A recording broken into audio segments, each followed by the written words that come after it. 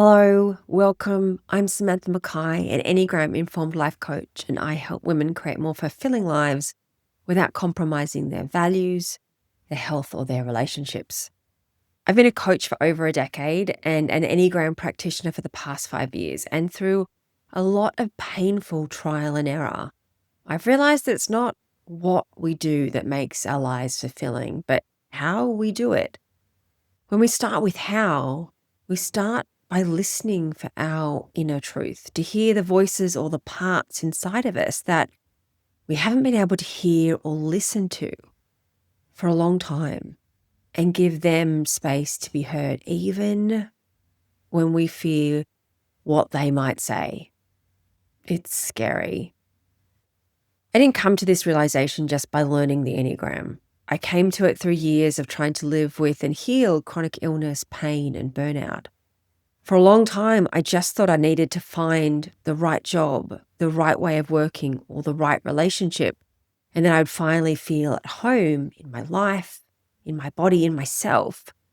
And then I'd finally be free to play. But eventually I realized that the problem wasn't what I was doing, but how I was doing it and the systems I was trying to do it inside of. I realized there was a part of me that was fighting my desire to heal and express myself. And it turns out I was afraid of what would happen if I found the perfect job, if I was able to express myself fully and be wildly creative, if I healed, if I was heard.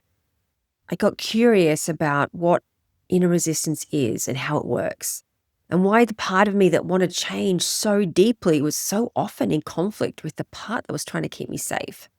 And the Enneagram helped to explain those inner conflicts and that inner tension we experience in our bodies, and why what was true for me was not true for other people, why we needed different things to heal, and what each of us needed to do when we came to the end of our ego's resources.